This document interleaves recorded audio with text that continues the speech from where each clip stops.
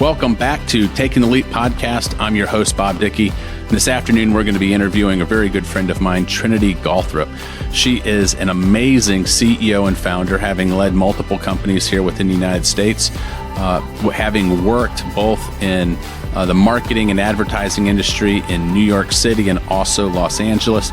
She is the founder and CEO of AMI Wellness, a plant-based only wellness company that empowers women on their wellness journey. And we're going to hear just how exciting this is and what really got her into the space and motivated her on this journey to help empower not only women to live their best lives, but also to help them be great leaders and to accomplish a lot on their journey. She's also the founder and CEO of Brand Activate, and she does a lot of marketing with clients around the country. She's worked with a lot of top brands and done some amazing things we're going to hear about here in just a few moments. She has a Bachelor of Arts degree in English from Indiana State University, where she was also an NCAA soccer player. So she's a phenomenal athlete as well. So I'm really excited about what we're about ready to learn. I've really enjoyed my friendship with Triniti. Every single time I chat with her, I learn more things, and I think she's been a great role model and mentor for my daughters. And I believe that everybody who listens to this podcast is going to glean a lot of knowledge and wisdom that they'll be able to use in their career, and hopefully be able to help you as you're taking leaps and doing various exciting things in your life as well. So without any further ado, please enjoy our guest, Triniti Gawthrop. Well, Triniti, welcome to the podcast. I've been looking forward to interviewing you for quite some time. I've really enjoyed our many previous conversations, and I know our listeners and guests are going to get so much information out of your conversation today. And so I just want to say welcome. Thank you for taking the time to do this. Thank you so much for having me. I'm really excited to be here. Well, as a father of 4 daughters, I am a very proud girl dad, and I'm raising my daughters to be strong, confident, young ladies, willing and able to tackle all the challenges of the world. And as I look at potential mentors out there, role models for my daughters, I would definitely put you in one of those categories. You are not only a former NCAA athlete, but you've been successful in multiple businesses. You've launched multiple businesses. I've really enjoyed getting to know you and see how you navigate both as a leader, as a CEO and founder. Absolutely brilliant in the way that you analyze problems and tackle challenges that you've come across. But the thing that it really strikes me about you, Triniti, is you display an amazing amount of flexibility.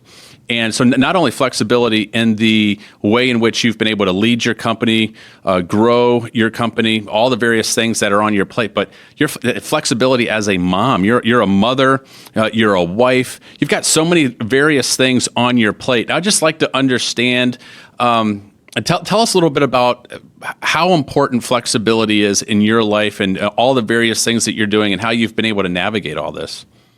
Yeah, well, first, thank you for all of those kind words.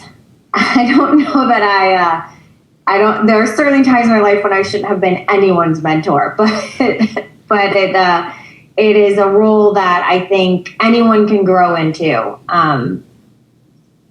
for sure. And as far as flexibility, I have found throughout my entire life that flexibility, which I crave structure. I've craved it as a child, and when I couldn't get it, I created it for myself. And I thought that flexibility and structure couldn't live together.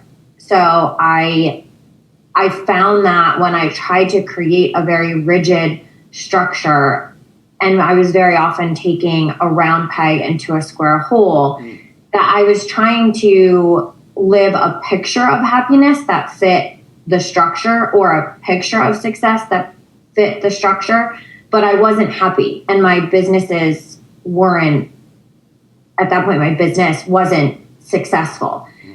And as I worked on that, with a coach and a therapist who I'm a huge fan of, she taught me that I could have structure, I could create stability, but that I could also create a massive amount of flexibility in all aspects. I could create emotional flexibility. I could create work flexibility. I could create flexibility in my home. Mm-hmm. And by allowing more flexibility, I could essentially unlock happiness. And it really changed a lot about how I approach things, because I also realized that I could look at the path every day, like look at where I was and where I was on the path every day. And then I could adjust to essentially like make the best of that day and that path. Where before I had the path so far laid out that if things weren't fitting into that path, I was frustrated, I was disappointed, I was angry, and then I was trying to jam everything back into the path. And it didn't work. So flexibility actually became my key to happiness. And then for my businesses, it became our key to success. And one good example is on the marketing side of my business, Brand Activate, that I own, which is a marketing agency. I did not want to do something that we call sampling. We were not a sampling agency. I didn't want to do sampling. It wasn't what I wanted to do, and it wasn't the path that I put the company on. And all of these companies kept knocking on our door to do sampling agencies and to do sampling programs. And I was refusing to do them. I was refusing to take their money. I was refusing to take the business. I was refusing to do it because I had this set thing that I wanted to do. And the reality is I had a team who could execute those very well. I had personal capabilities that I could lend. We had ways of working and processes and a training system that could really lend itself to not only executing these programs, but innovating these programs and doing them better than the competition was doing them. And it was having to relearn that and say, you're like, let it go. You know, you have to find the flexibility to, this is what like essentially the universe is giving you. This is the path. This is what people want from you. And listening again, right? Knowing where you are in that day and who's knocking on your door, and then figuring out how you move your business forward that way. I like how early on you're talking about with sitting down with your coach or your mentor, and you had this predetermined kind of path, or maybe even before the predetermined path, there were almost mental frameworks of what success for you should be. Maybe it's stuff that the world has taught us to be like, oh, if you're going to be a successful woman, if you're going to be a successful entrepreneur, if you're going to be a successful CEO, this is what success is. It's like, and the world does a really good job of defining that, and all of us trying to live up to it. And you said you had to have a different type of flexibility, some mental flexibility to say, no. I am not going to succumb to what everybody else is saying success is. I'm going to redefine what success means for me. And so flexibility for you in your career started off with some mental flexibility to redefine that. And then for you to, I like how you also highlighted, you kind of almost reoriented some of the stuff that you were doing with Brand Activate. It's like, hey, this is what the world's given me. I've got to have flexibility here. So you had two different types of flexibility. One early on, the mental framework, and then a little more later with reorienting your business to receive what the world was asking and giving you, right? And it replays over and over. So I had to have flexibility of identity. To go back to what you were saying, I thought that for me to be a successful female executive, because at the time I was in corporate, that I had to dress a certain way. I had to be in the office before any man was in the office, or anyone, but especially all of the men. I had to stay later. So I had to be the first car in, last car out. I had to set a goal to have the big corner office. I had to essentially decide that I probably wasn't going to get married, and I most likely was not going to have children, because this was going to take everything that I had, and because I had to be more focused, more cutthroat, more than anyone else around me in order for me to succeed. And when some of those things changed, and then having to reorient my identity around the fact that I didn't have to be the first one in and the first one out, because it wasn't matching my priorities anymore that I had in other parts of my life. I wanted to do other things. I wanted flexibility in my life. I didn't want to get there at 6 a.m. and stay until 9 p.m. So breaking that down as well, and then offering myself the flexibility and finding, like, essentially reorienting my identity so that it could match the flexibility that I wanted in my life. Those are really difficult things to do. And I'm sure many women, you know, even now feel like I have to give this up, or I have to do this, or I have to do this. And men too. Like I can't be there to drive my kids to school. I can't be there to do this. But I think what I hope one of the lessons is that we learn from COVID is that we can create flexibility. We can create multiple streams of income. We can create flexibility in our schedules. We can create flexibility in our places of work. We can create more flexibility to foster family. I hope that that's one of the things that will stick, because I think that type of flexibility will offer people and future generations flexibility in how they create a picture of success, where they see a picture of success where you can drive your kids to school and you could be there to pick them up if you wanted to, or you can start at, 10 a.m. if that's the time that works best for you. And then maybe you prefer to work until 6 or 7, or, whatever that flexibility is. Was it scary for you when you were making those changes? Because in the midst of it, you don't know how it's going to turn out. So my first question would be: was it scary? And what did you find? Did you find that you had more success? I mean, you redefined success for you, so I would imagine that you found more success and more happiness once you were able to do that. It's terrifying, and the unknown is a really scary space to step into, especially for people who crave structure and stability. So forcing, again, that flexibility that of your identity, that mental flexibility to say, like, I can take a deep breath, I can consider this, right? And I can move into this space and I can see what that turns into.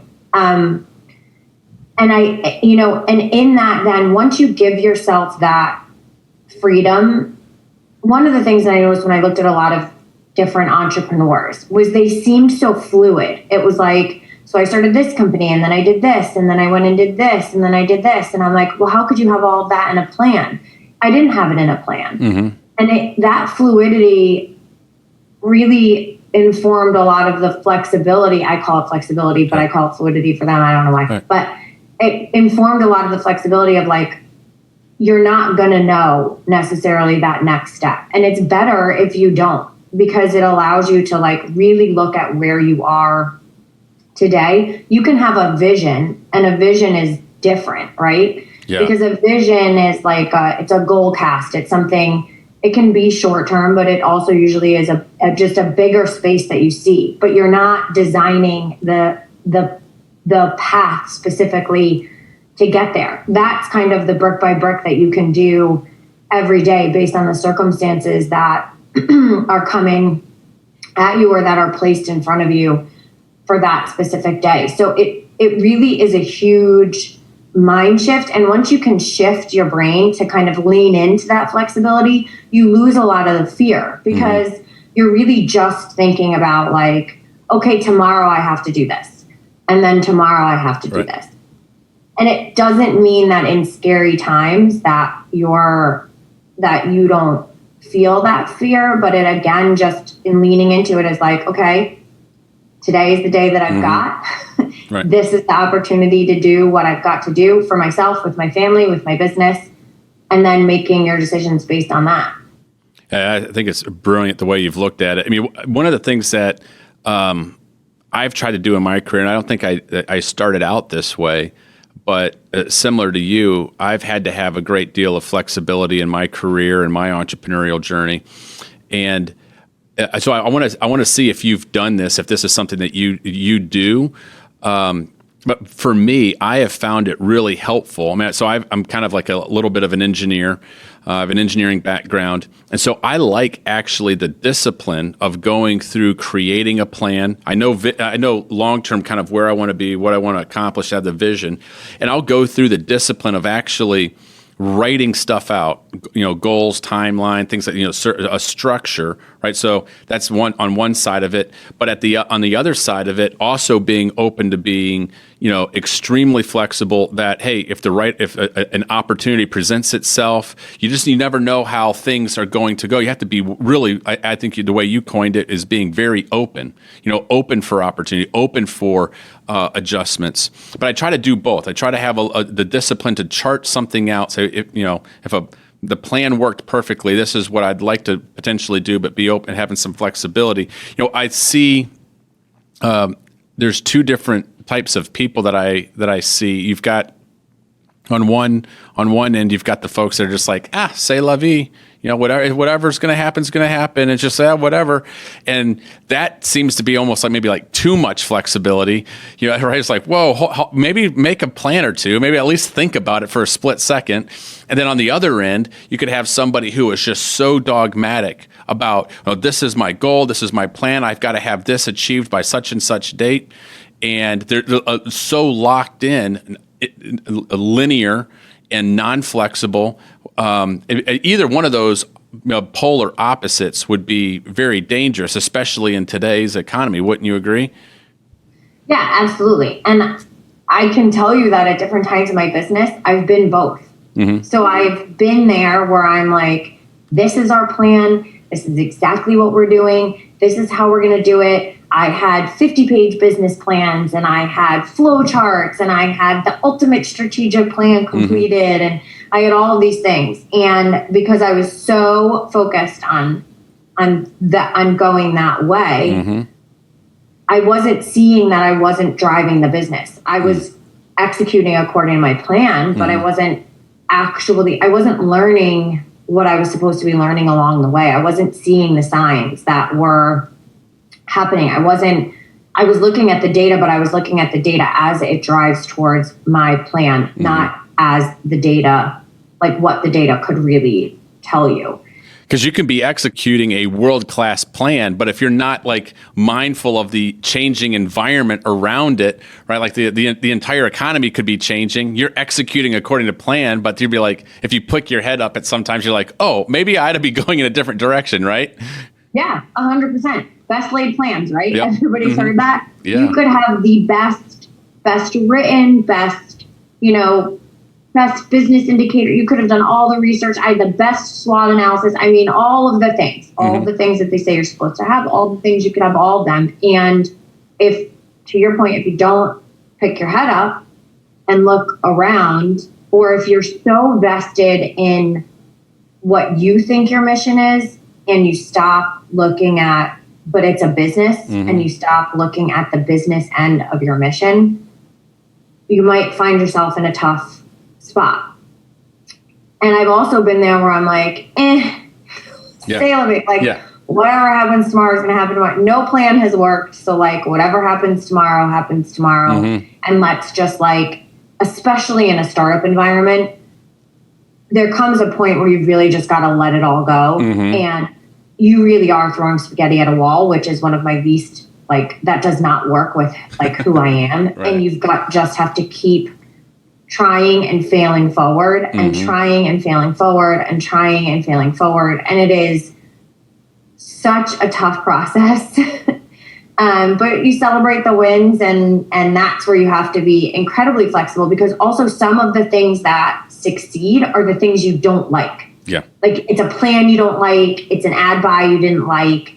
It's not your favorite product in your product line, because it's going to take on a life that's beyond you. And mm-hmm. so having that flexibility too, to be okay, this is what the people want, but right. It's not really what I want. Mm-hmm. And being able to move that forward. Well, I think one of the things that makes the entrepreneurial journey so interesting, right? So many stories of companies that their original game plan was failing miserably, and somehow they found, gold in all the ashes, and then all of a sudden a new company forms. So Twitter is one of those examples, right, where the messaging system is, I forget what they were doing originally. It was I think it was a blogging service or something, and it was failing, and it was the internal messaging service that they were using back and forth amongst the team. And they're like, hey, I think maybe this has some real world application. Boom, there you have Twitter.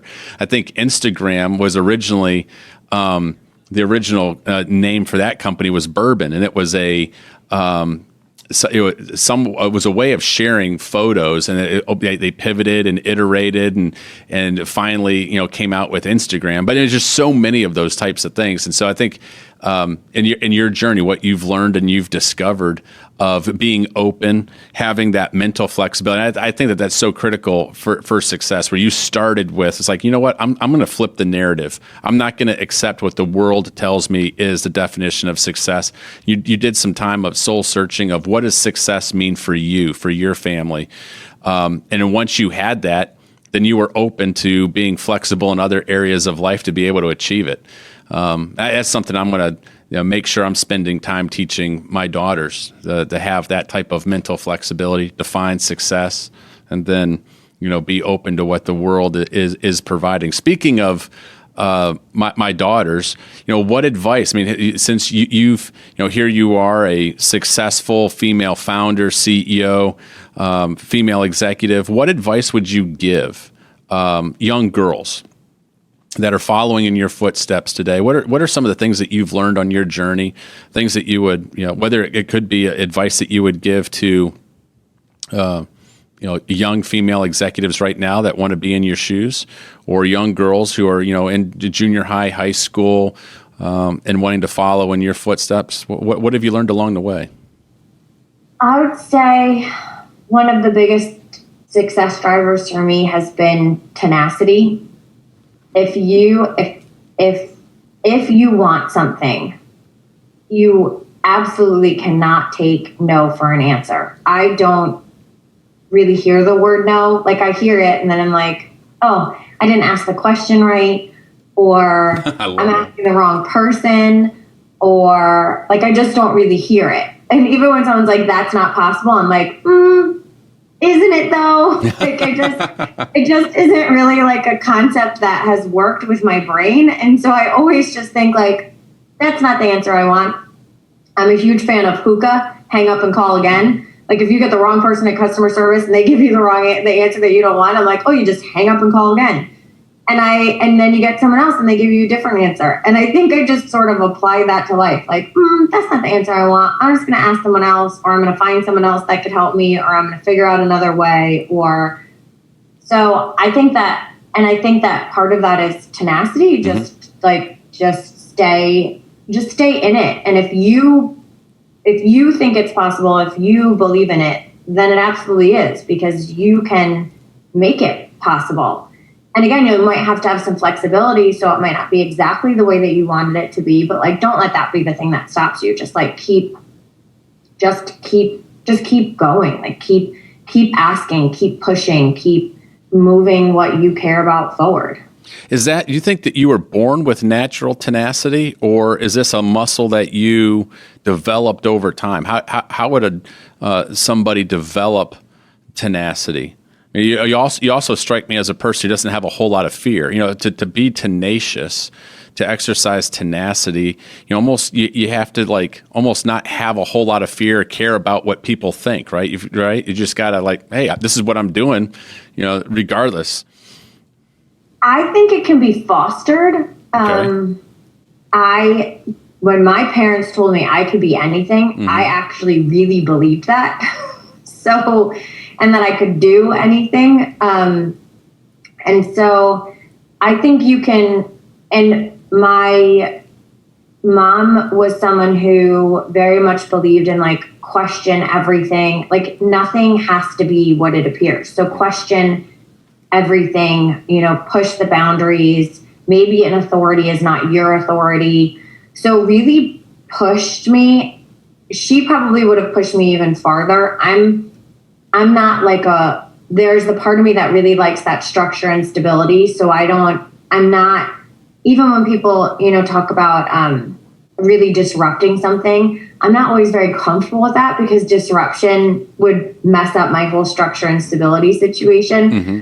But I'm totally fine with being like, not necessarily a maverick, but with like pushing a boundary or moving something forward that I care about. So I think you can foster it in your employees, in your children. And I think a part of it is teaching everyone that like their voice matters. And a big part of that is listening, right? So like listening, I have listened to ideas that after the first sentence, I was like, oh dear, nah, I don't know about this one. But some of them got better over time. Like as the person talked through it, it got better. But I also knew that my listening through the whole thing was going to create like confidence and validate that person so that then they could get braver and braver in offering more ideas. And everyone has, I'm not the person that has said this. The woman who started Spanx says everyone's had $1 million idea. And I can tell you in every organization I've been with, everyone at some point has come up with an idea that has been genius and has contributed to that organization. Mm-hmm. So I don't think that everyone is going to just come out and be fearless, but I definitely think there are things that we can do as leaders and as parents and as we build organizations that could foster more fearlessness and foster tenacity. And part of that is not saving people. Like, explain that. And explain I can't, that. and they need to. So my employees are going to fail, and they need to. Mm-hmm. Part of tenacity and developing some fearlessness is also you're not afraid of failure. And your culture has to encompass that. I think both in your household and then in your business. So you have to encourage that it's okay. I always say, I'm going to give you enough rope. You can tie a rope, you can tie a bow, or you can tie a noose. Either one, I'm still going to be here for you. Mm-hmm. Like you can hang yourself or you can make it pretty. Mm-hmm. You're going to be the final one that decides where you do that rope. And either way, I'm going to be here, like on whatever side you get to. And then we're going to, work it through after that. And I don't think that that's the most poetic, but it's just how I always think of it. And I'll tell it to my kids, tie a bow, tie a noose. I'm not having this conversation with you anymore because you can only argue something for so long. Mm-hmm. And I think that sometimes in work, like, I don't know if they're going to tie a bow or tie a noose, but we're going to see how this one We'll see how it turns out. But then instead of like belittling someone or creating a culture where something not working out would be a really big deal, instead really creating a culture both in your home and in your business that cultivates key learning. So like every time I'm like, ooh, well, that was a really big learning opportunity, wasn't it, everybody? Let's talk about what we learned from that. Like, what would we do again? What wouldn't we do again? How much did that hurt? Like, how, what do we need to fix? And I think by that too, I played soccer, so this is a little different, but my sons, I'm a boy mom. So two of my sons play baseball, and they always yell to the kids, like, wear it, meaning wear the pitch so that you get on the base. So go ahead and get hit. Mm-hmm. And I don't love that saying, so I'm like, I wouldn't wear that ball. Like, that thing looks like it hurts. But the one thing that we went through with one of my sons is he was so afraid to get hit by the ball that he kept jumping out of the box. So one day I made him stand, and this is going to sound terrible, but I made him stand in front of a net, and I just threw balls at him. And I was like, there, you wore it. Like, that's it. That's how bad it is. Like, yes, those kids can throw harder than I did, but I just did it to you 15 times. It might happen to you once every 2 games. Mm-hmm. Like, carry on. Let's get over this. I'm not going to watch you jump out of that box anymore. You want to play the sport? Play the sport. You don't want to play the sport? Step out. That is so brilliant. We can wear it now. Do you know what I mean? So it's like, okay, how much did that hurt? It didn't hurt that. Okay, you really messed up. How much did that hurt? It didn't hurt that bad. I'm not mad. We're not mad. Carry on. Like, how much did the pitch hurt? Didn't hurt that bad. We could literally have a whole podcast on just that example right there. In life, I see so many people who want to do something, but they're not fully committed, right? So for your son to be fully committed to the sport of baseball, he's got to step into that batter's box, and he's going to have to wear it, right? Like you can't play baseball and then be afraid of the pitch when it's coming down and constantly jump out. It's not going to work. And so you allowed him to feel that failure of, hey, this is what it's like. You're going to get hit. Congratulations. That's what it's going to take to play the sport. Now you get to go to first base. And so many times I think in life, I've seen people who want to do something. They want to be an entrepreneur, but they're afraid of getting hit by that ball. And so they're constantly jumping out of the batter's box, trying to avoid failure, trying to avoid the pain, and be like, dude, if you're going to play this game, that's part of it. You're going to have to hear someone say, no, your idea stinks. I don't like it. I don't want to be in business with you. Right? I mean, you hear these examples of entrepreneurs who went out and they pitched, hundreds of times to investors to get them to invest in their business. And it was no, that'll never work. A famous example, the CEO and founder of FedEx. He was in Yale management school. He wrote up a paper on the whole FedEx idea and submitted it, and his professor gave him a C and said, this idea will never work. If you want to get a better grade, you need to actually come up with an idea that will work. And of course, the guy, graduates from Yale and goes out and creates FedEx. It's one of an iconic American company. But you've got to be willing to hear people say no to your idea, to say that will never work, to taste disappointment. You got to stand in that batter's box and get hit a bunch of times. And then eventually you're going to get a home run, you get a grand slam, maybe it's a single, but that's a great example of a parent helping their kids build that tenacity and, understand what it takes to win in life. And our society is full of losers. I hate to say it, but you and I both know this is a true statement. We have a bunch of people who are afraid of failure.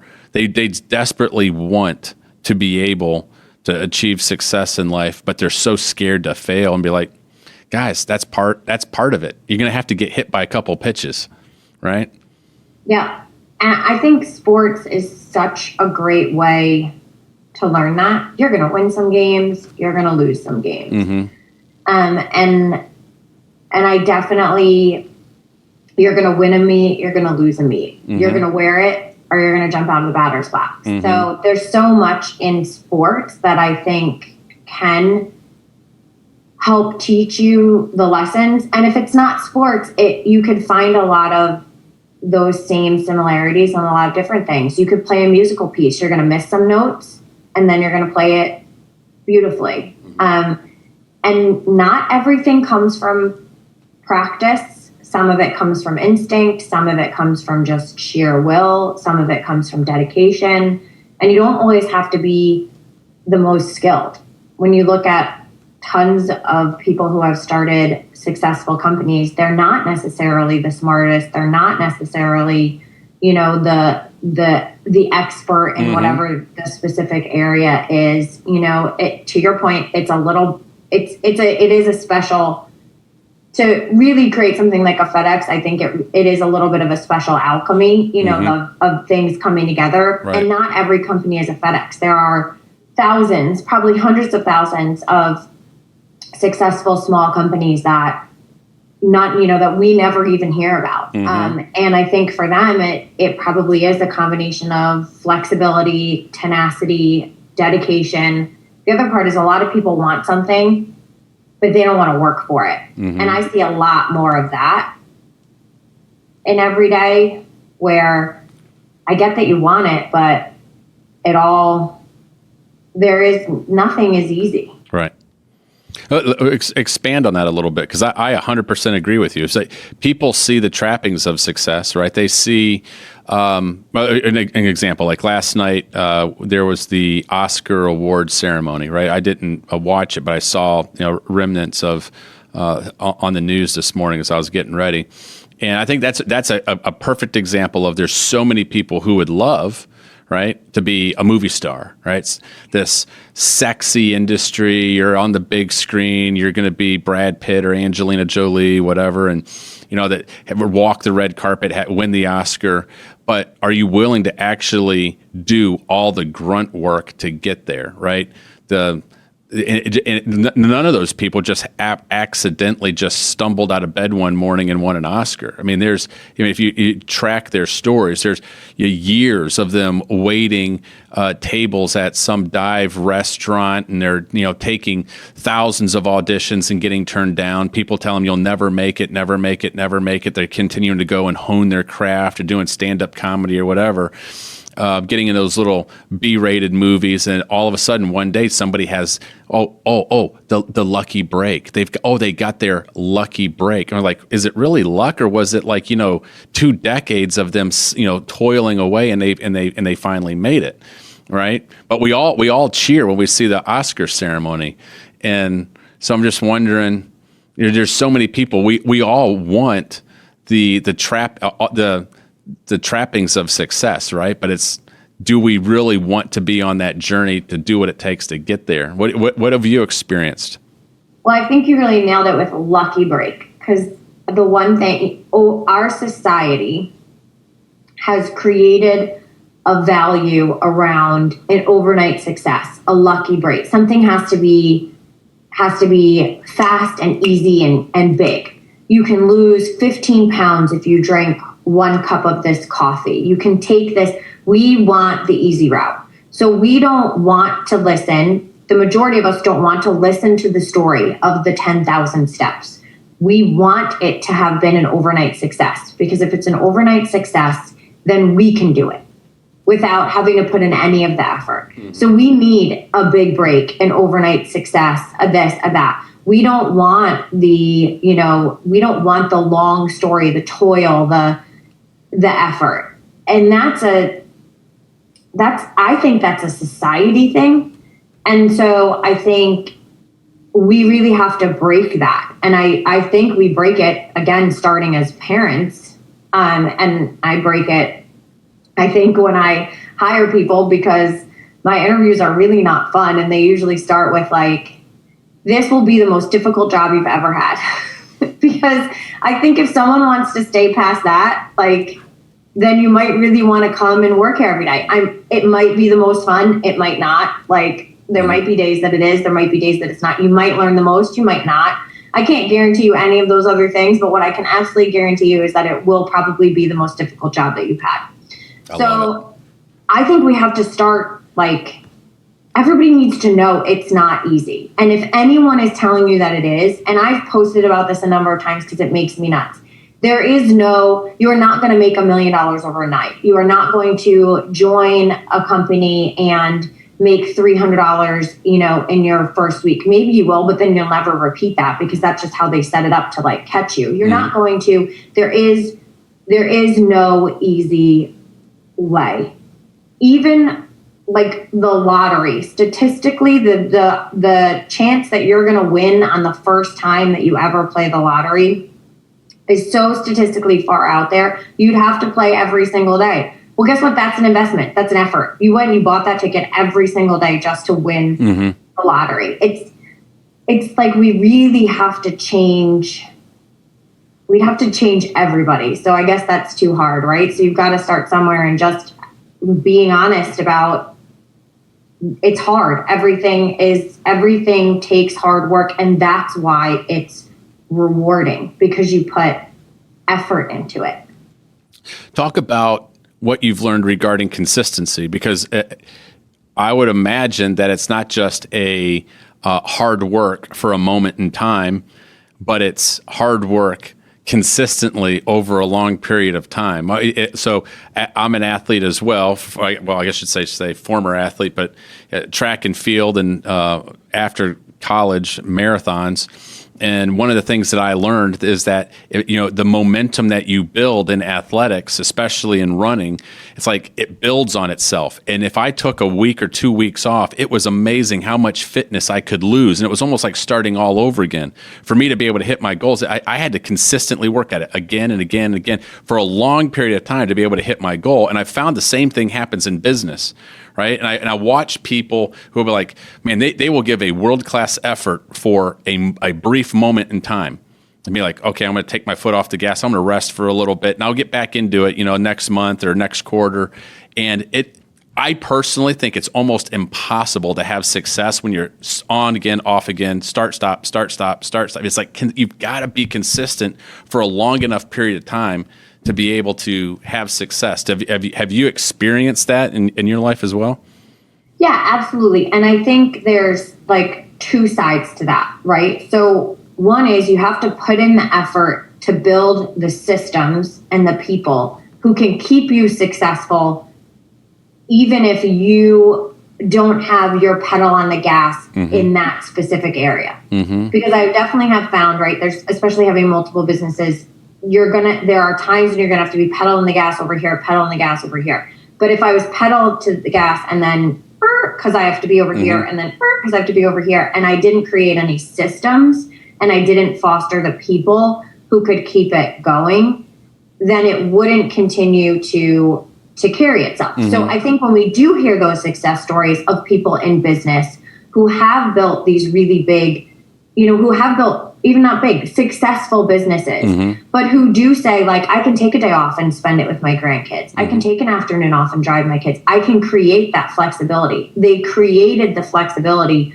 by putting in the effort to build the system. And then by every time the system breaks down, jumping back in to be the cog, to be the wheel, to be the person, to be the thing that's broken down in that system.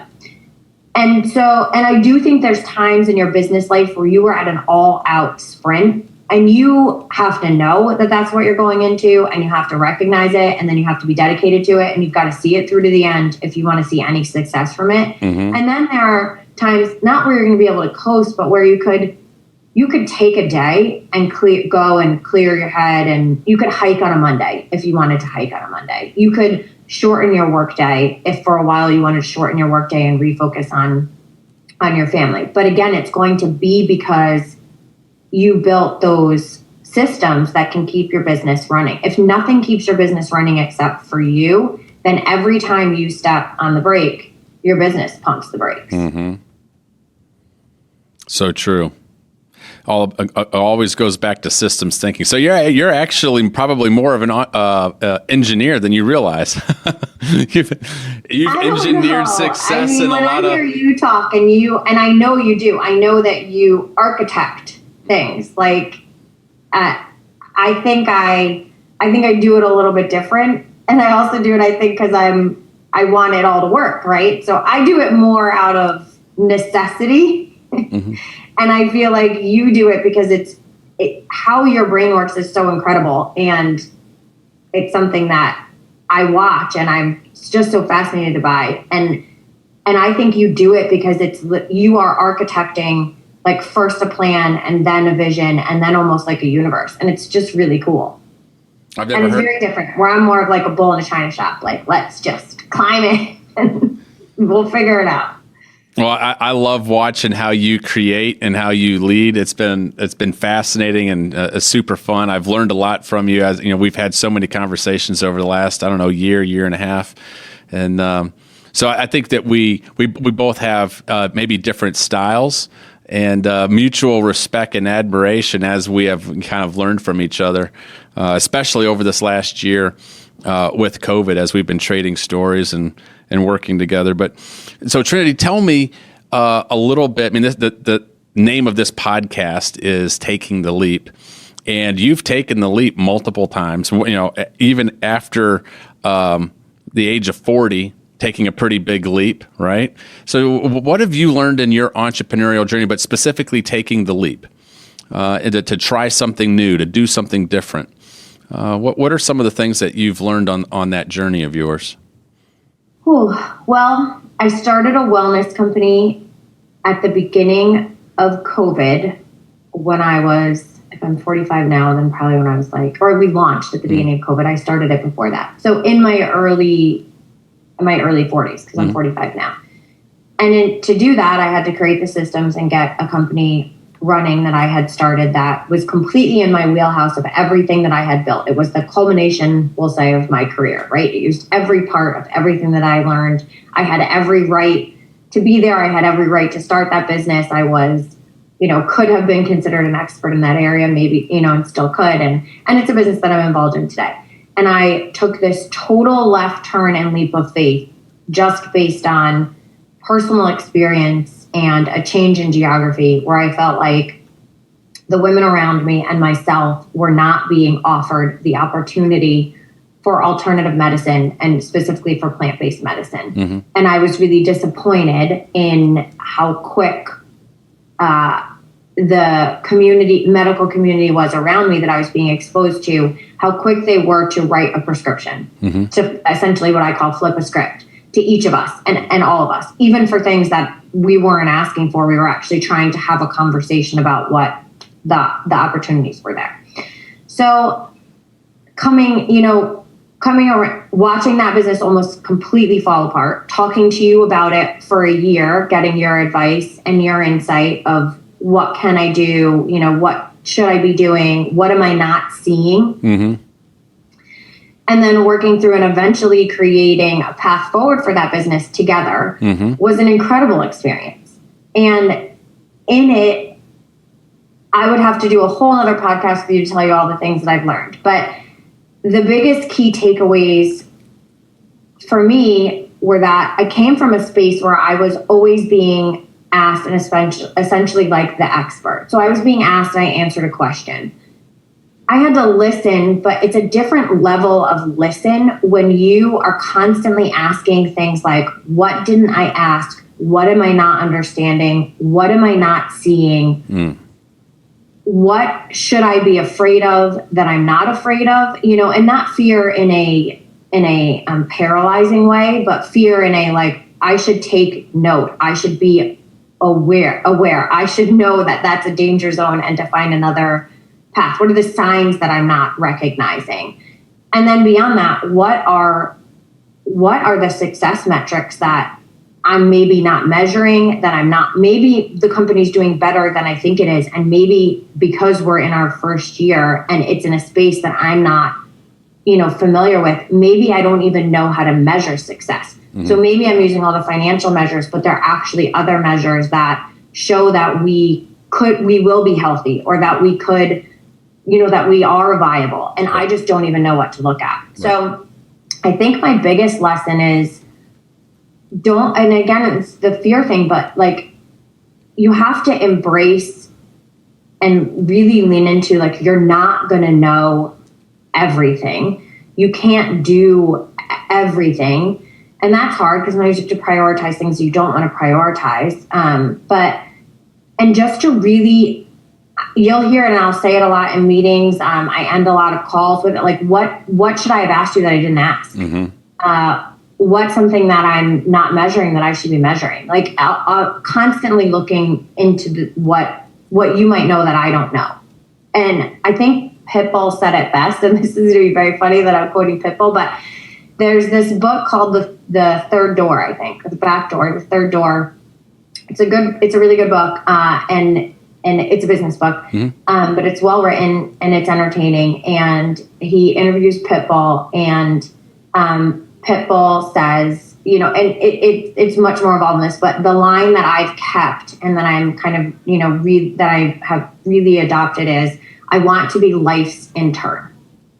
So it's this idea of like constantly ask the questions about what you don't know, what you don't even know that you don't know. Like every day, it's an opportunity to learn something. So really learn it. That is a great quote. I'm jotting it down. I want to make sure I get that book too. I don't think I've ever heard of that one. But as I'm listening to you highlight this, right? So the question at the top was, what did you learn in this really big pivot at a monumental point in life, right? So generally speaking, 40 is a inflection point in people's life. And here you are, you make this big pivot. You're launching a new wellness company. And as you recount the things that you're learning, it strikes me that it seems like you had a voracious appetite to be a learner. You were constantly seeking knowledge, constantly asking questions. I love those questions that you asked. And but to operate in that zone, you had to constantly be acquiring new knowledge. It's not like you could have just gone out and gotten an MBA and be like, okay, I'm good. I got all the answers. I mean, regardless of how much experience you had, education that you've had, running other businesses, you are still in a mode of asking deep questions at all points and consistently learning and acquiring knowledge as you were, honing and refining your craft. I think that's super important for anybody who wants to be successful in life. And I love those questions. One of the things that reminds me of is I think Donald Rumsfeld, when he was the Secretary of Defense, he would come into the office at the Pentagon and he would ask his staff. He goes, I want to know. We have the known knowns, we have the unknown, or the known unknowns, and he goes, the things that scare me are the unknown unknowns. He goes, these are the existential threats to the military, to our society. He goes, that's what scares me, the unknown unknowns. And it seems like that in a business context, that's what you are looking for. You're constantly probing, looking for, asking those questions. What's the question I should have asked? What's the metric I should be looking at? So it's very intuitive and brilliant on your part to be dialed in. There. Anything else that you can think of? And you not only did you make this pivot at a very monumental moment in time, but you were also doing it during one of the worst global pandemics that we've seen in our lifetime. So I'm sure you've learned some things during 2020 as well, right? Yeah.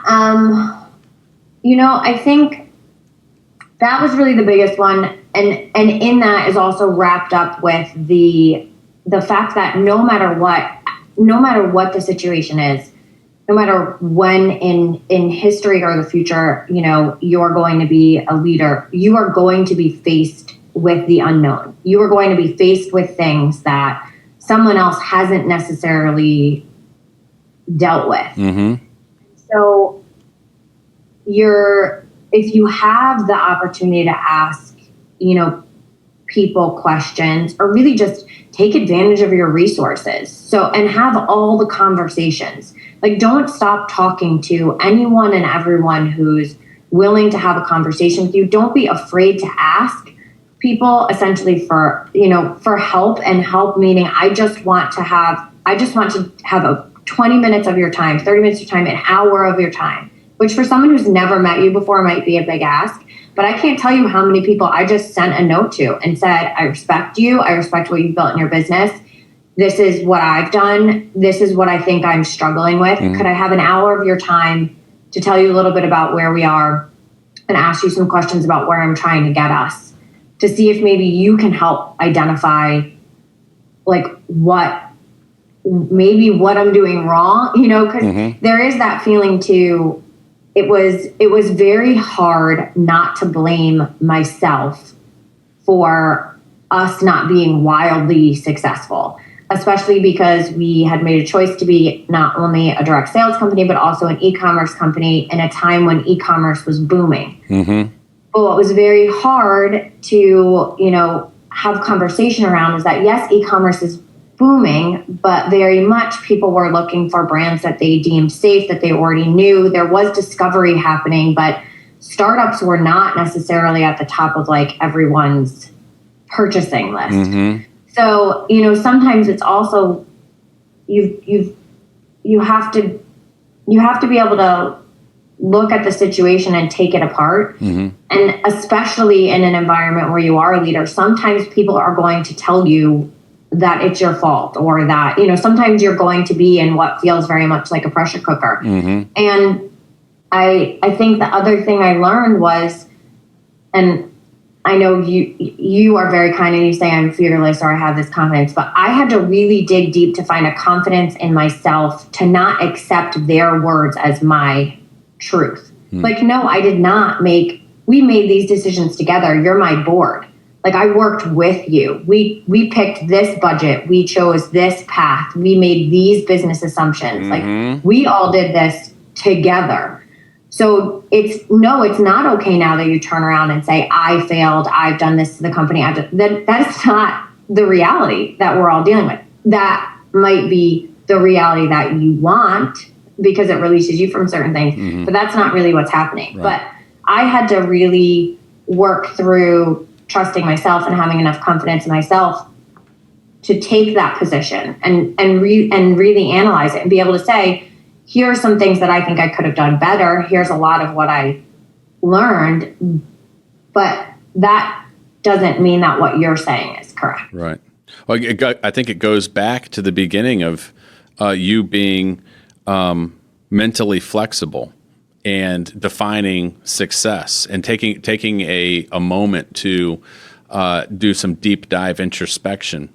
And I think I watched you as you navigated 2020, the various conversations, and I was just so impressed with how you were leading, how you the questions that you were asking, the things that you were doing in a very challenging environment. So me in a similar situation, being the CEO of a company and trying to navigate all the various things. There were many times that we were on the phone together talking and sharing ideas and asking each other questions. And I was always very, very impressed at just how resolute you were, and just how you navigated. And so I commend you for that. And I gained a great deal of respect and admiration for you as a leader and as a CEO and as a founder of a company.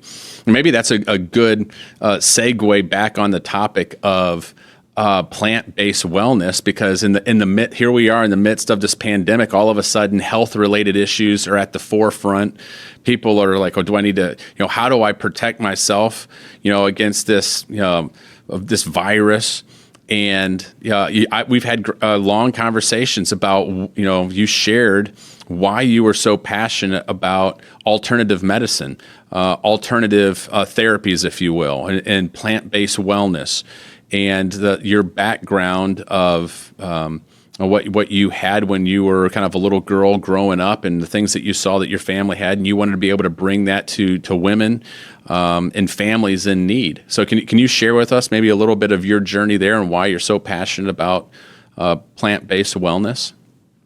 World class, I should say, plant-based wellness, because Me Wellness is amazing. I absolutely love the product. You did an amazing job with it. I mean, if you're going to make it, you might as well make it really good. There you go. And if you're going to, for me, if I'm going to stand up and talk about it and share it with someone else, then it's going to have to work. Mm-hmm. And it's going to have to be true to what I say it's true to. And I just want to go back for 1 second, not to make this like the giant love fest, but people know you, but you are always asking a lot of the questions. And I just want to say that in that time where you were offering your mentorship and we were having conversation during COVID,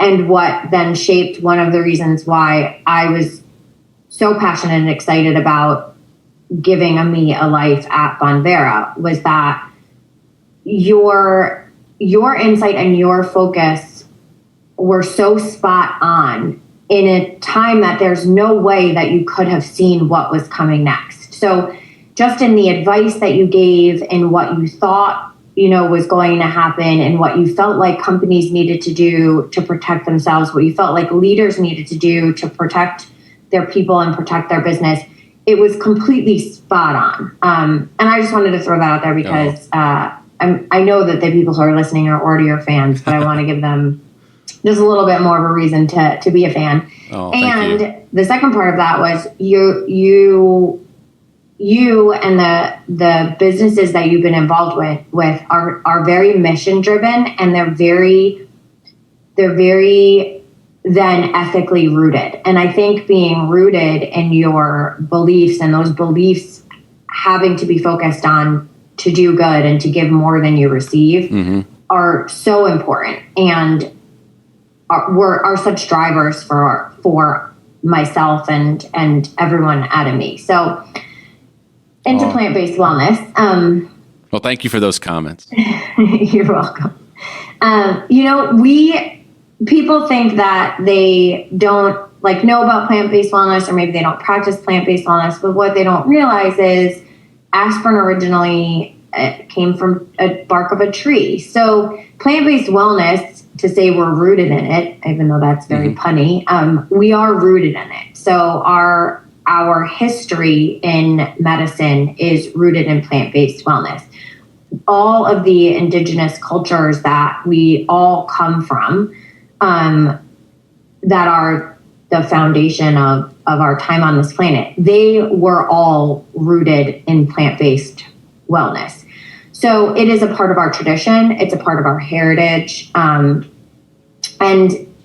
this, sometimes people feel like it takes you too far, but I think it's a part of our medical right. Like, we should have a right to choose how we want to practice our wellness, and it is a practice, and we should have the right and the opportunity to make choices around the ingredients that are offered to us and the products that we choose to use on and in our bodies, and in how we define wellness for ourselves and for our families. And I had grown up in a hippie household, so plant-based wellness was actually 90% of my health and wellness that was provided to me by my parents. I had Bach flowery remedies, I had homeopathic remedies, we had tinctures for things, we had creams for things, we had crystals, we had all of the things. But I was a very healthy child, and pretty much once a year I went for my annual physical to my regular doctor, my Western doctor, for school. And maybe once a year I would go in with a strep throat or a bronchitis or something that I picked up at school, that my parents, they did understand that an antibiotic was necessary in certain situations. And I do believe that. I have a foot in the East and I have a foot in the West. And I treat my own children very much the same way. And I try and work in concert with their Western doctors as much as possible. So telling them about all the different things we're doing. Sometimes they understand it and like it. Sometimes they don't. But I make sure everybody knows about everything, because I think that's the best way kind of to manage it. So I'm not saying that you have to pick one over the other. I'm saying that I think they can all work really well together and complement each other. So I'd never taken an over-the-counter drug until I think I was in college or out of college. I had never taken an Advil. There was probably no such thing as a Aleve. I had never even taken a Tylenol unless it was something was prescribed to me by my doctor. So then I lived in New York City for many years, and then I lived in LA for many years. And you can find those communities and you can find those resources in both cities. And for a brief period of time in my 20s, I really moved away from plant-based wellness because I needed all the quick fixes. This is when I wanted to be the first one in the office and the last one to leave. It's when I thought that I had to set aside all my wants and needs to focus on this one goal. I wasn't really living my true path or my true life. And in wanting all of those things, I wanted all the quick fixes that would get me there. So I would take anything. So allergy medicine, cold medicine, everything over the counter that I could get my hands on. And then even beyond that, anything that was going to keep me up and keep me moving. I took Xenadrin. And people will remember some of these things, and I was totally burning the candles at both ends, and eventually ended up really sick. And I was in the hospital for a week, and then I was home recuperating for 2 weeks, and I missed 4 weeks of work, which, I didn't even miss an hour pretty much. I worked 20 hours a day at least. So after that experience, I had to really reconnect to who I was and what had worked for my body. And I wanted to feel well again. And I went back to plant-based wellness, and I found the communities in New York that offered that. And then when I lived in LA, it was very easy to access. And then I moved to the Midwest. And in both of those places, when you would say homeopathic or it's organic or it's this, everybody knew what you were talking about. And then I moved to the Midwest about 6 years ago. And when I said, hey, do you have a functional medical doctor? Do you, who do you go to for sort of integrated holistic health? Who's your resource for this, or who's your resource for that? Where do you get your tinctures? I was speaking Greek. These people were like, my primary care physician is Dr. Scott. And I was like, oh, cool. Is he an integrative functional medicine doctor? And they were like, what? What is that? So it started a lot of conversation and, hey, do you know I also have this, or I also have that, or there would just be conversation like, I'm not sleeping very well, so I went to my doctor and I got a sleeping pill. But then my sleeping pill gives me anxiety, so then I have taking this pill. And then my anxiety pill hurts my stomach, so I'm taking this pill. And I was like, whoa, that's a lot of pills. Like now you just created 4 problems and you just need to sleep. Like, is it a clinical issue that like you need to sleep, or you're just like not sleeping well? Right. No, I'm just not sleeping well. Like there's options like for that. Like that's more of a lifestyle issue, and that's, and that's a wellness issue. And there's a lot of ways that you could come at that might not mean that you have to take a pill to then take 3 other pills. And it was in those conversations and in that struggle, that I realized someone should do something, is really how it started. Someone, not me, but like someone should do something. And then it became, then everybody was like, oh, I found it. I'm taking CBD. And I was like, okay, do you know how cannabinoids work in your body and how they work with your endocannabinoid system? And they're amazing. And there's CBD and CBA and CBG. And we're just learning all the science. And this is awesome, but it doesn't. And then people were disappointed. It's not making me sleep. Well, that's not even how plant-based wellness works. So, it's having this company is, 2 parts education and then 1 part really good plant-based wellness, because the biggest hurdle is educating people about what the difference, because pharmacopoeia and plant-based wellness work totally differently in your body. When you're talking about a pharmaceutical, it is created to essentially correct one specific issue.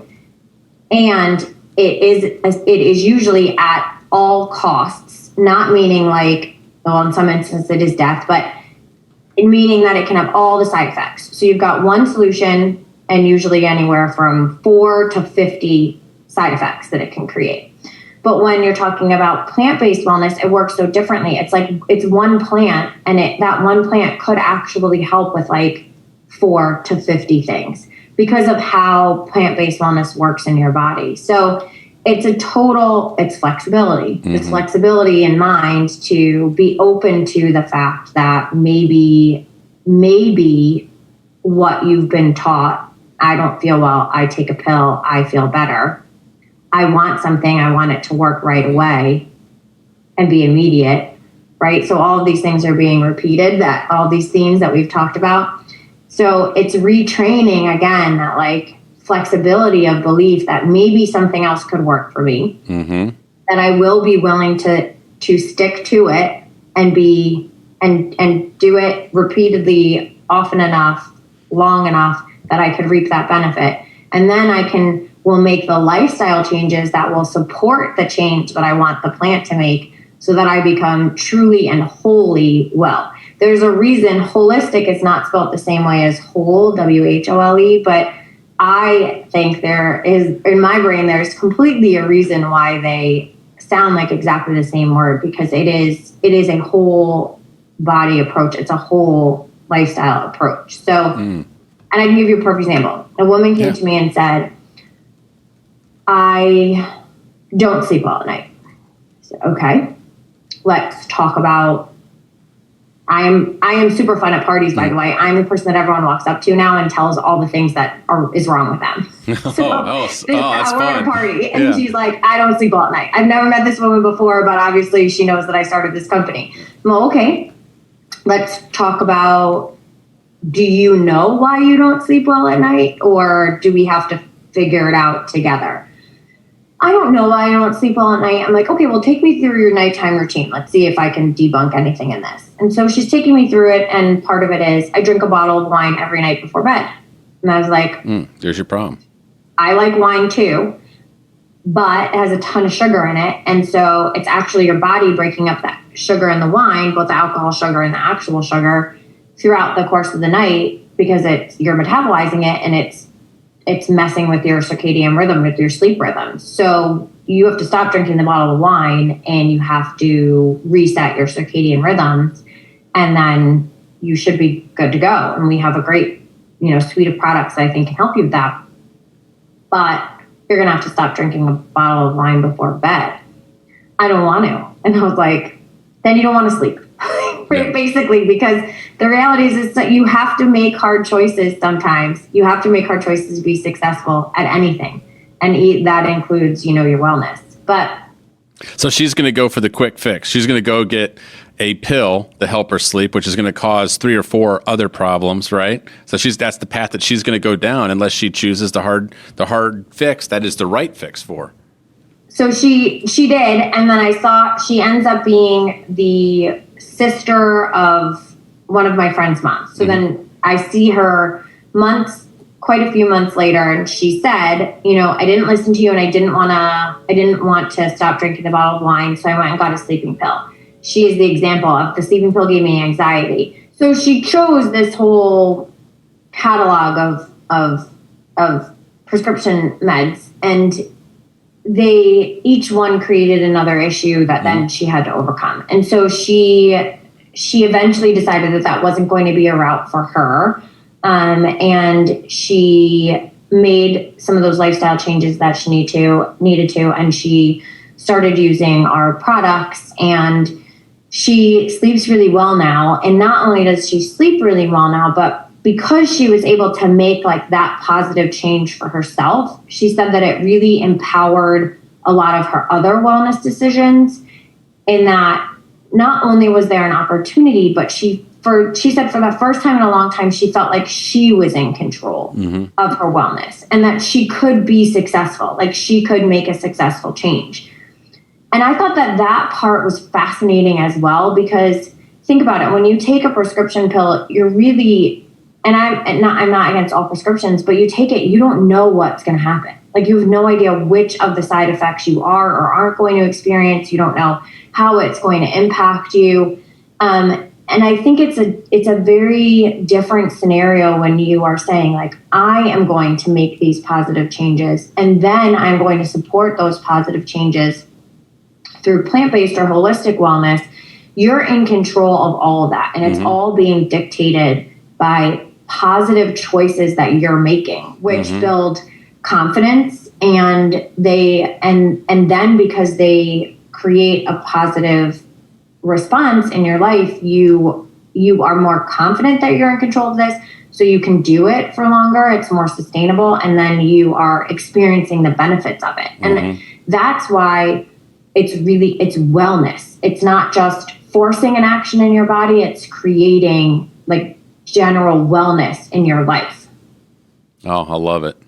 I think anytime that you can take proactive action in your life and take agency, the more power that you have, right? As you said, you feel like you're in control. You're making judgment calls. That's the way I like to live my life. I don't like to live it in a passive state, but rather an active state. And I tell you what, I'm a huge believer in the product. I remember back in the day when you sent me a kit full of all the various tinctures and things like that. So my wife and daughter are taking a number of the products that are specifically designed for females. I myself have absolutely loved the Dream. And I religiously take that every night before I go to bed, and I feel like I've been having some of the best sleep I've ever had, even in the midst of a pandemic. And there's all sorts of craziness that I'm navigating with a business and whatnot. But I'm sleeping good. And maybe that's one of the reasons why it's helping me make some good decisions. So I'll give you credit there as well.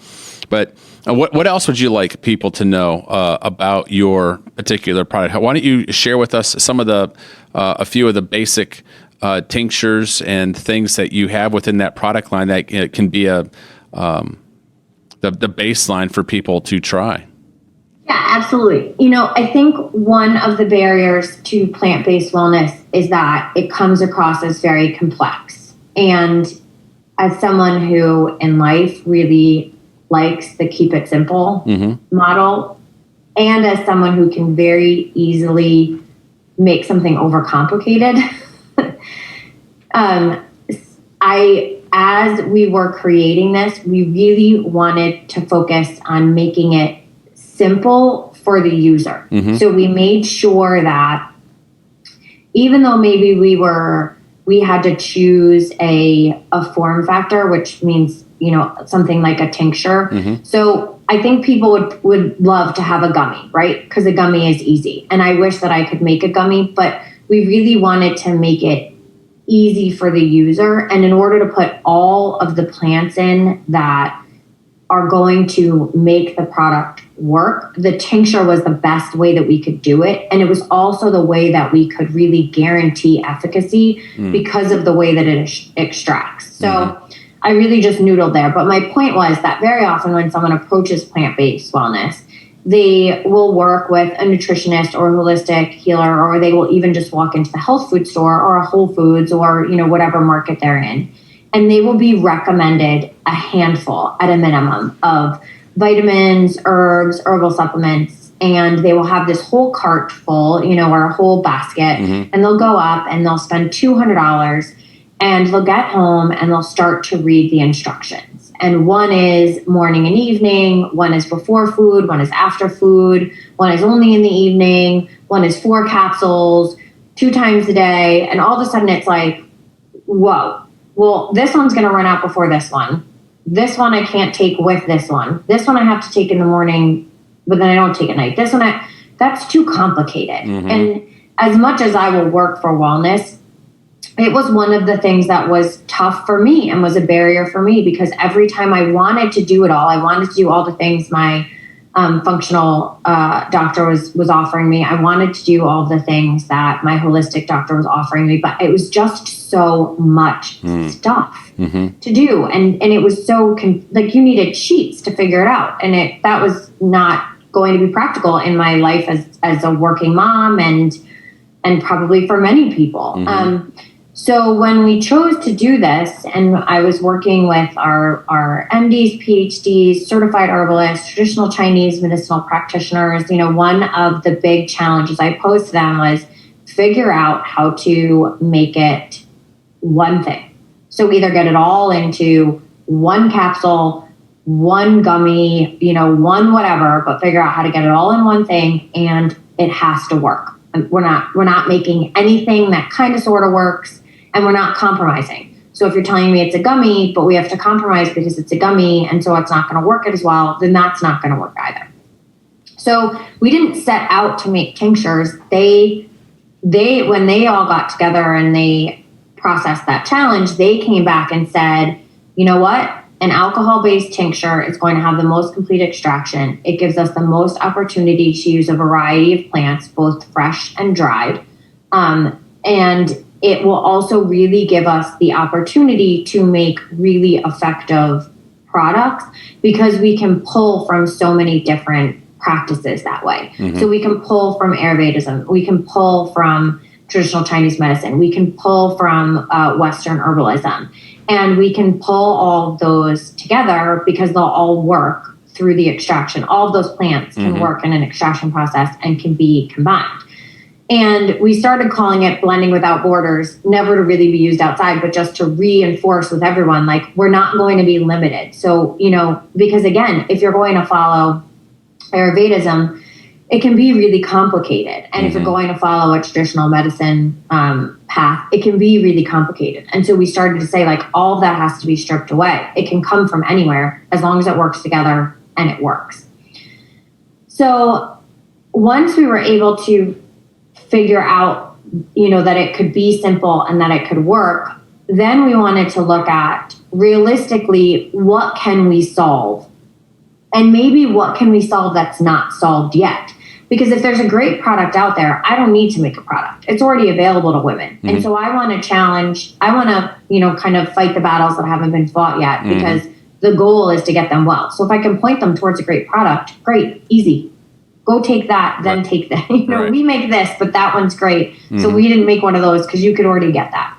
And in that, though, we realized that we had a huge opportunity in the area of women's reproductive health.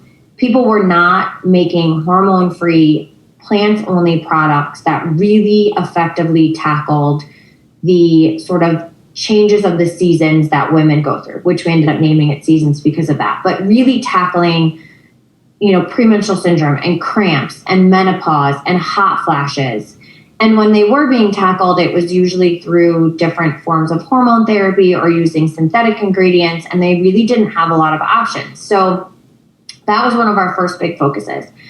And with that, we also realized that we had to then offer an opportunity in the 4 pillars of health, because we could help in these very specific focused areas, but if we weren't helping you get to a general foundation of health, then we weren't really helping you. Mm-hmm. So, women were saying like, this is great, but I can't sleep. This is great, but I'm still dealing with, stress levels or, low level anxiety that's preventing me from living my best life.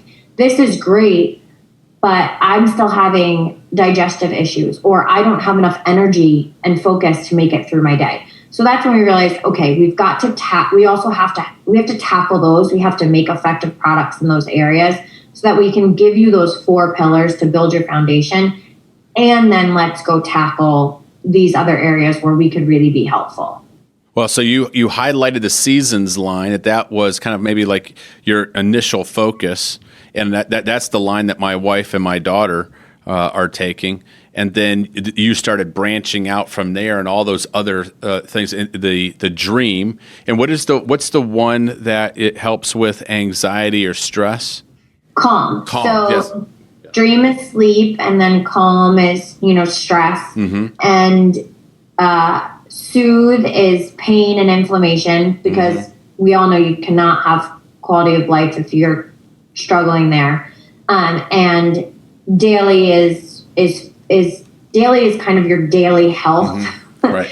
And that's why we needed that. So it's digestion, immunity, focus, energy. So kind of the things I need to make it through my day. So I know that one seems really broad, but when we thought about really trying to break those up, the reality is there's such a huge connection between your gut and your immune system. There's such a huge connection between the two of those and how your body manages your mm-hmm. energy levels.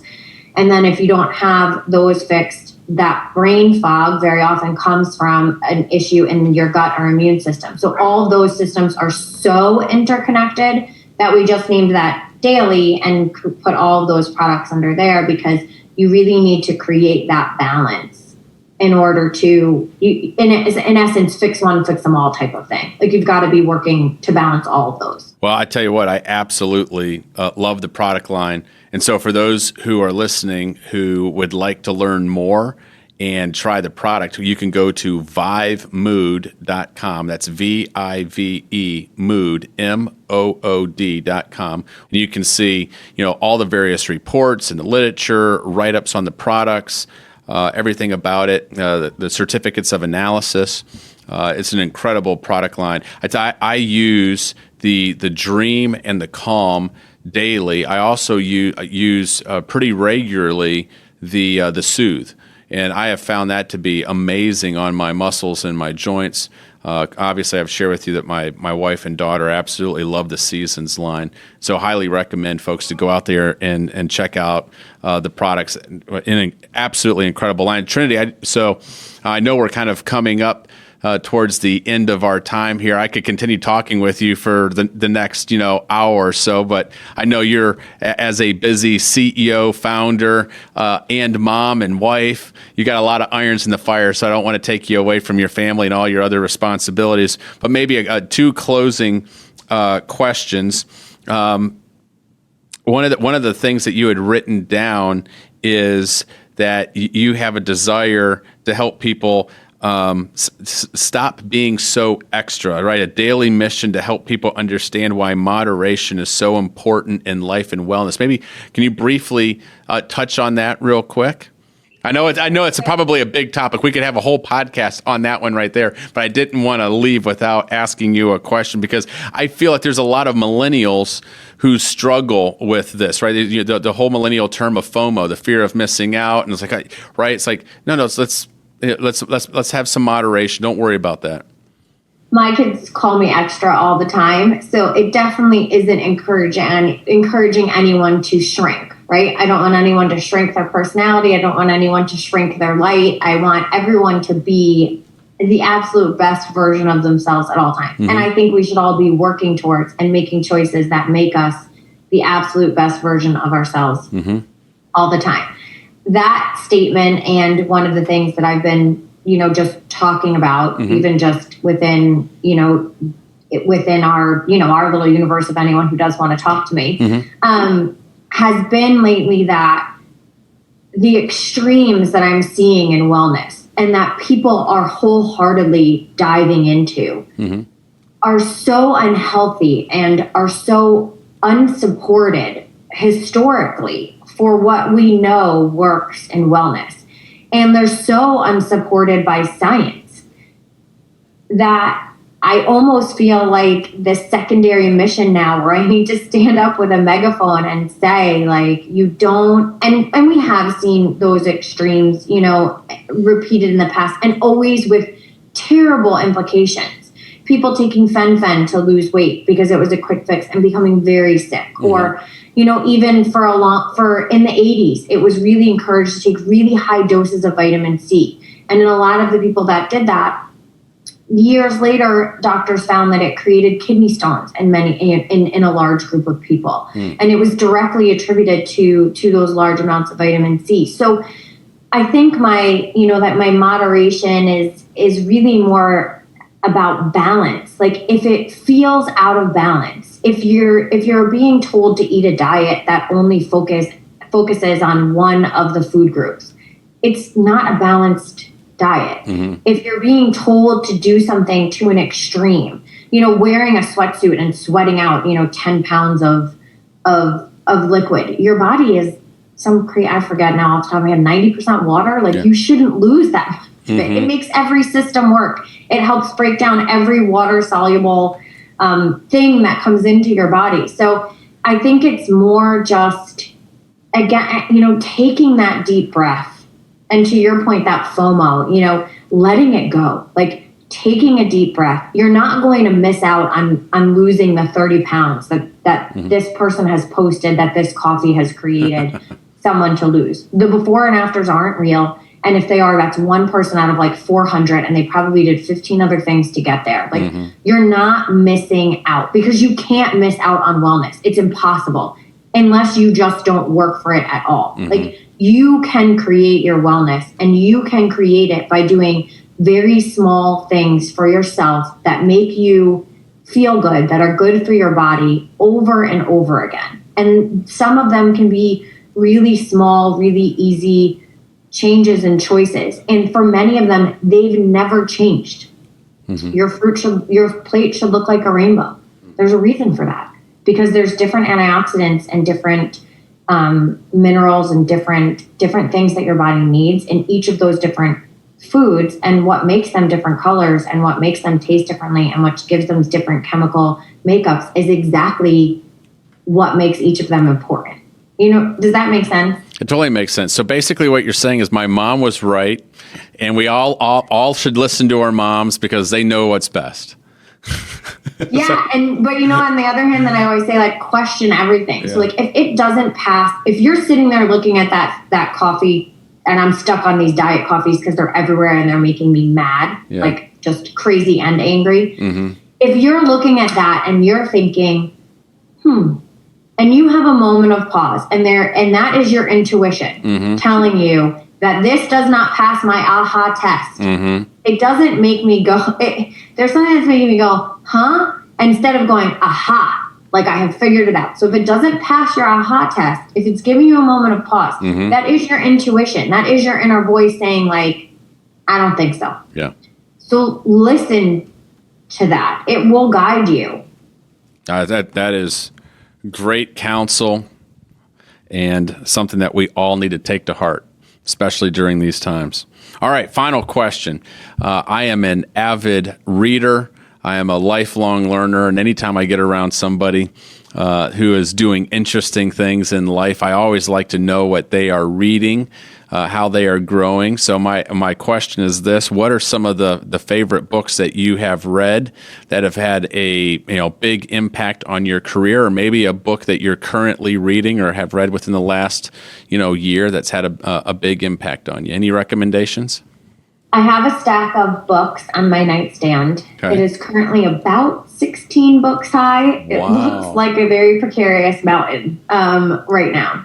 And I need to make my way through it. And they are all books that are speaking to me, either from an escape fiction perspective or from a learning perspective. And some of them are business, some of them are personal growth, and some of them are like pure enjoyment. But the one that I'm reading right now in little chunks, meaning I'm reading, a few pages every morning, almost like as part of a morning or evening meditation. And I'm looking over here because it's sitting on the desk right next to me in my office, because I was reading it this morning for a little bit. But that's Think Like a Monk by Jay Shetty.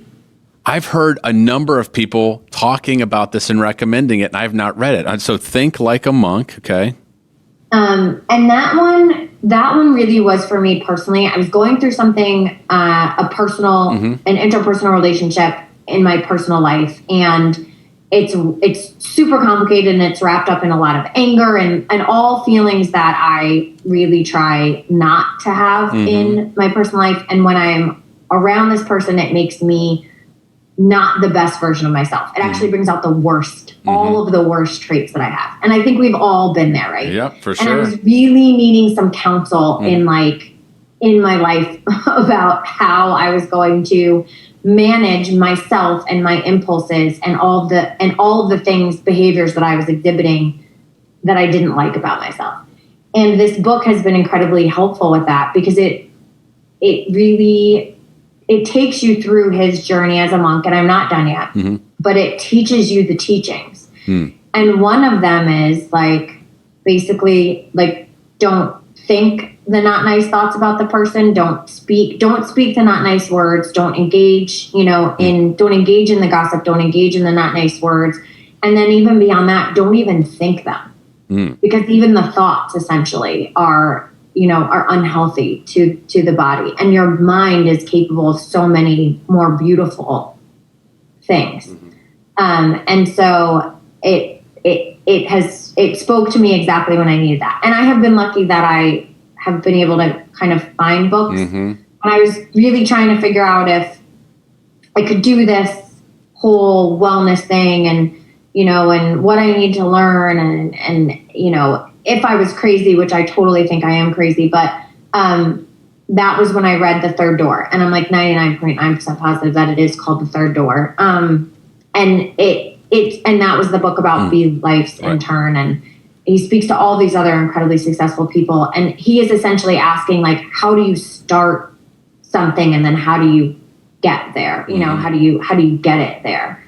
And that was one of the questions I kept asking, everybody talks about the end when they're already successful, but how can someone give me the roadmap for the beginning? So that would be another one. There's a brand building one that I really like that I can send you after that you can put in the notes, that I think can teach anyone how to build a personal brand. And I think that for anyone who, Ami was a direct sales company. Bonvera has a collection of entrepreneurs, a force of entrepreneurs, and they are a force.